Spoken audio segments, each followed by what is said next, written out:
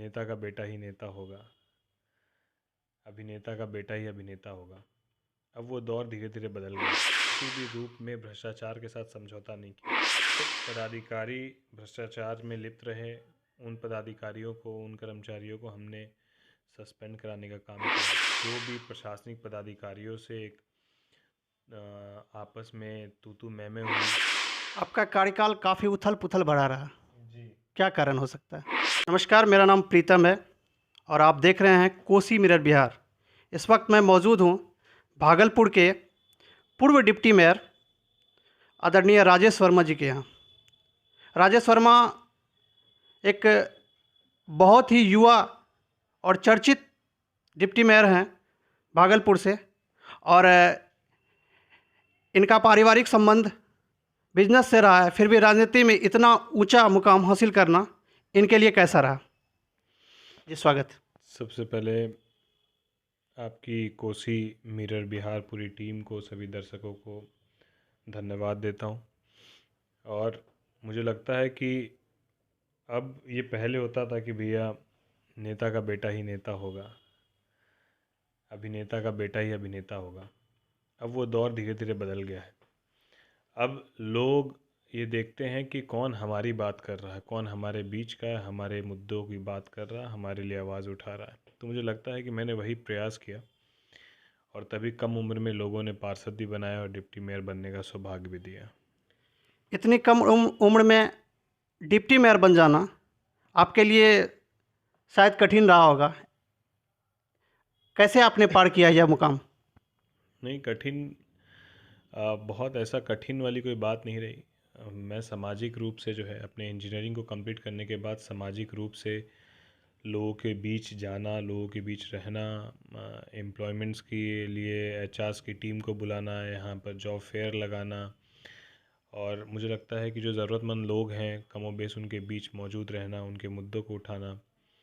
और उसी बीच में जनप्रतिनिधि में सबसे छोटा जो चुनाव होता है वो शहरी क्षेत्र में, वो नगर निगम में पार्षद का चुनाव होता है। तो क्योंकि मैं किसी बड़े राजनीतिक परिवार से नहीं आता हूँ, ना मेरे घर परिवार में कोई कभी किसी पार्टी का भी सदस्य रहा है, तो मेरे लिए तो नर्सरी से ही राजनीति होनी है। तो मैंने सबसे पहले वही चुना कि मैं वार्ड का चुनाव लड़ूंगा। और पहली बार में लोगों ने उम्मीद से ज़्यादा मतदान किए, लोगों ने अपना भरपूर स्नेह प्यार दिया। और वार्ड पार्षद बनने के बाद की जो प्रक्रिया है, तो वो अब जाकर सरकार ने बड़ा अच्छा निर्णय लिया कि अब जनता मेयर और डिप्टी मेयर चुनती है।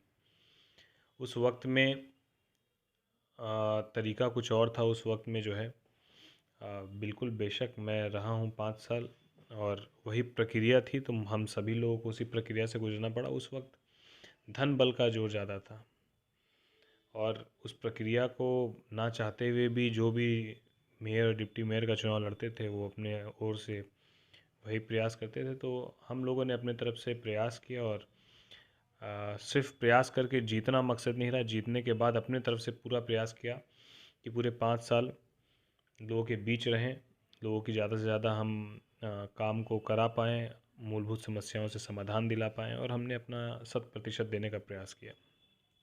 आपका कार्यकाल काफ़ी उथल-पुथल भरा रहा। जी। क्या कारण हो सकता है? देखिए, उथल पुथल होने के पीछे का कारण ये था। पहला कारण ये है कि मैंने किसी भी रूप में भ्रष्टाचार के साथ समझौता नहीं किया। दूसरा कारण ये रहा कि जो पदाधिकारी भ्रष्टाचार में लिप्त रहे, उन पदाधिकारियों को, उन कर्मचारियों को हमने सस्पेंड कराने का काम किया। हम लोगों ने ये प्रयास किया कि हम लोगों की, जनता की आवाज़ बने, जनता की आवाज़ हम उठाए, उनके मुद्दों को हम उठाए। और उसी प्रयास को करने के दौरान जो भी प्रशासनिक पदाधिकारियों से एक आपस में तू मैं हुई। उसके बाद बहुत सारे जनप्रतिनिधि भी इस बात से नाराज़ थे कि ये जो है बाकी सिस्टम के साथ क्यों नहीं घुल मिल के चलता है। नहीं घुलने मिलने के कारण अविश्वास प्रस्ताव भी हम लोगों के ऊपर आया, तो 3 बार अविश्वास प्रस्ताव को भी हम लोगों ने झेला। तो पहले की प्रक्रिया में हॉर्स ट्रेडिंग हावी था, बावजूद उसके मैंने वो सारी प्रताड़ना खुद तक झेली, जनता के बीच जाकर काम हमेशा करता रहा। जहाँ सिस्टम सपोर्ट नहीं किया, वहाँ निजी स्तर से भी हम लोगों ने प्रयास करके अपने घर से 30 से 35 बोरिंग हमने अपने तरफ से भी कराई थी। लोगों के इलाज के लिए लॉकडाउन में, कोरोना के वक्त लोगों के बीच हर मूलभूत समस्याओं के लिए हम लोग लोगों के बीच रहे और अपना प्रयास 100% देने का प्रयास किया।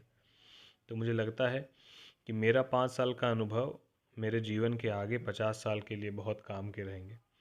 और ये 5 साल के अनुभव ने बहुत सारी चीज़ों को सिखाया, बताया। मैं बस हर नौजवान साथी से यही कहना चाहता हूँ कि जो भी राजनीतिक क्षेत्र में आना चाहते हैं, वो एक मिशन, एक विज़न के साथ, पैसा राजनीति में कमा कर निकल जाना, ये तो मुझे लगता है कि बहुत आसान है। लेकिन अगर आपको मौका मिलता है, क्योंकि भागलपुर में आज लगभग 5 लाख लोग हैं, 3 लाख विधानसभा क्षेत्र में लोग हैं, उस 3 लाख में लोगों ने एक एक डिप्टी मेयर को चुना, तो मैं अपने आप को सौभाग्यशाली समझता हूँ।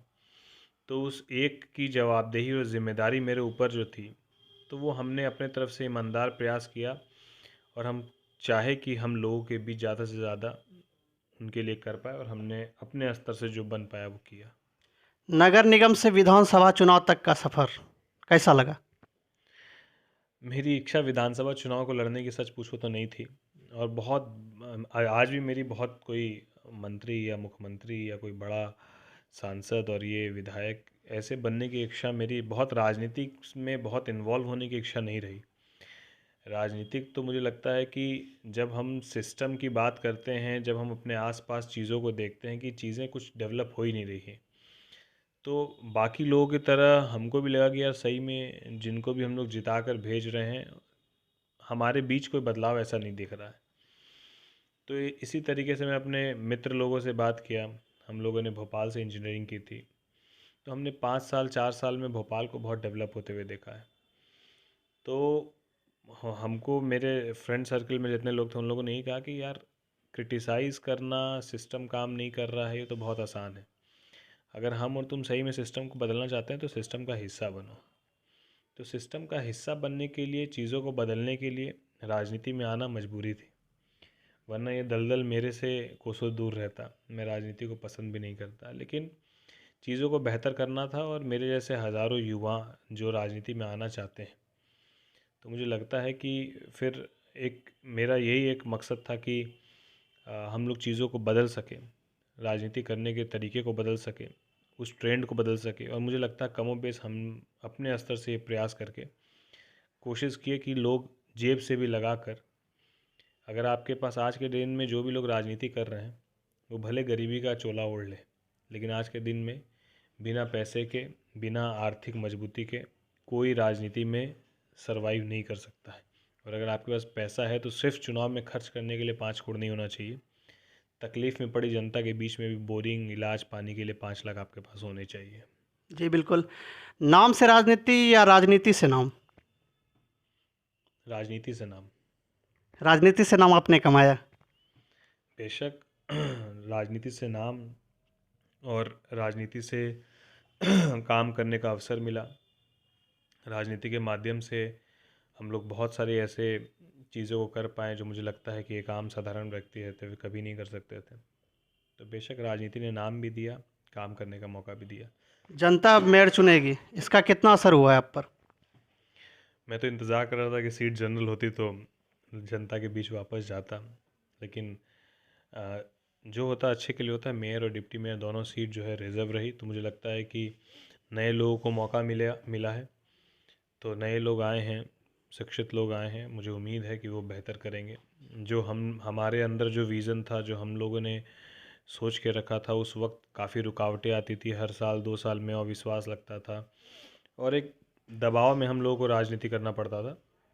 अब वो स्वतंत्र रूप से राजनीति कर पाएंगे, निर्णय ले पाएंगे, तो मुझे लगता है कि परिणाम भी बहुत सकारात्मक होना चाहिए। राजनीति से पहले आप युवाओं के चहेते कैसे बन गए? नहीं, मुझे लगता है कि जहाँ तक चहेती की बात है, कि ये शहर में ही मैं पैदा हुआ, हमारे फादर यहीं पैदा हुए, हमारे दादा यहीं पैदा हुए, तो ये शहर तो एक घर की तरह है। और घर में 100 कमरे होते हैं, उसी तरीके से यहाँ 100 मोहल्ले हैं शहर में।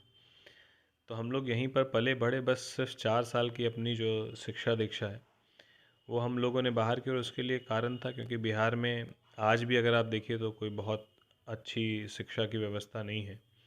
ये दुर्भाग्यपूर्ण है, तो लोगों को बाहर जाके अपनी शिक्षा लेनी पड़ती है। तो वापस वहाँ से आने के बाद वापस अपने लोगों के बीच रहे, बस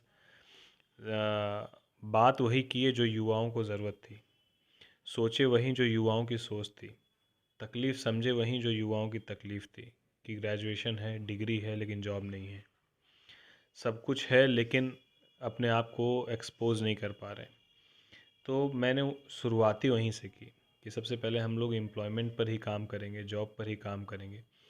तो उस टाइम पे इंजीनियरिंग कंप्लीट करने के बाद, आने के बाद व्यापार के साथ साथ मैंने वो भी काम शुरू किया था कि हम लोग ट्रेनिंग और प्लेसमेंट करेंगे। तो मुझे लगता है कि वहाँ से युवा साथियों के बीच एक उनके हित की बात, एक उनके मन की बात, एक उनके अंदर दबी हुई बातों के लिए एक प्लेटफॉर्म देने का काम किया। तो वहाँ से एक रुझान हुआ, और उसके बाद मुझे लगता है धीरे धीरे धीरे धीरे धीरे धीरे नगर निगम में ऐसा कौन सा काम रह गया जिसका आपको मलाल है कि आप अपने कार्यकाल में नहीं कर पाए?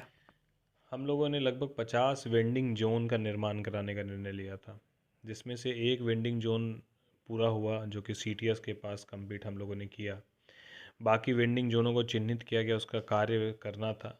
ये इसीलिए ज़रूरी था क्योंकि फुटपाथ पर फल और सब्ज़ी बेचने वाले, वो शौक़ से फल और सब्ज़ी नहीं बेच रहा है। रोड किनारे खड़े होकर हम अगर अपने व्यापार को कर रहे हैं तो मेरी मजबूरी है, क्योंकि हमको अपने बच्चे, अपने परिवार को पालना है।